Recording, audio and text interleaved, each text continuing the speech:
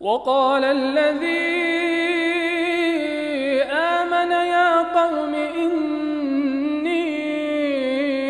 أخاف عليكم مثل يوم الأحزاب مثل دأب قوم نوح وعاد وثمود والذين من بعدهم وما الله يريد ظلما للعباد ويا قوم إني أخاف عليكم يوم التناد يوم تولون مدبرين ما لكم من الله من عاصم ومن يضلل الله فما له من هاد ولقد جاءكم يوسف من قبل بالبينات فما زلتم في شك مما جاءكم به حتى إذا هلك قلتم لن يبعث الله من بعده رسولا كذلك يضل الله من هو مسرف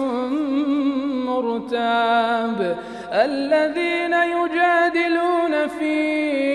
آيات الله بغير سلطان أتاهم كبر مقتا عند الله وعند الذين آمنوا كذلك يطبع الله على كل قلب متكبر جبار وقال فرعون يا هامان ابن لي صرحا لعلي أبلغ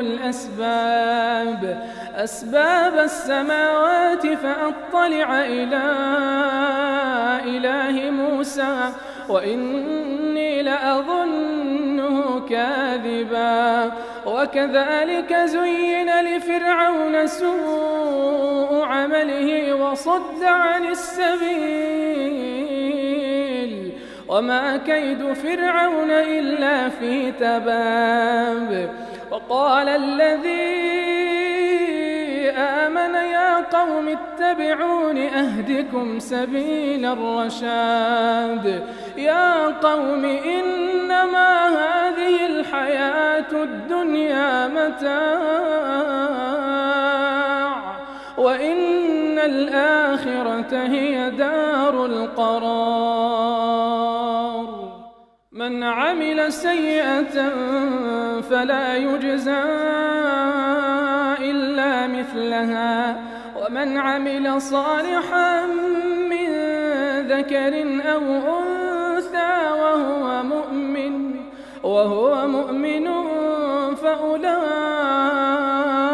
يدخلون الجنة يرزقون فيها بغير حساب ويا قوم ما لي أدعوكم إلى النجاة وتدعونني إلى النار تدعونني لأكفر بالله وأشرك به ما ليس لي به علم وأنا أدعوكم إلى العزيز الغفار لا جرم أن ما تدعونني إليه ليس له دعوة في الدنيا ولا في الآخرة وأن مردنا إلى الله وأن المسرفين هم أصحاب النار فستذكرون ما أقول لكم وأفوض أمري إلى الله إن الله بصير بالعباد فوقاه الله سيئات ما مكروا وحاق بآل فرعون سوء العذاب النار يعرضون عليها غدوا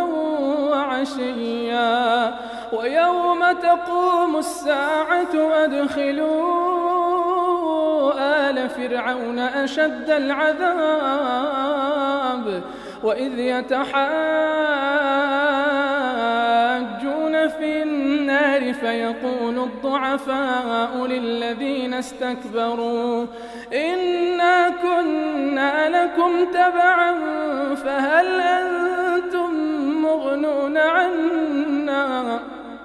فهل أنتم مغنون عنا نصيبا من النار قال الذين استكبروا إنا كل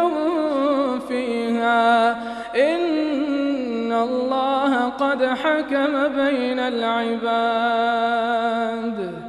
الله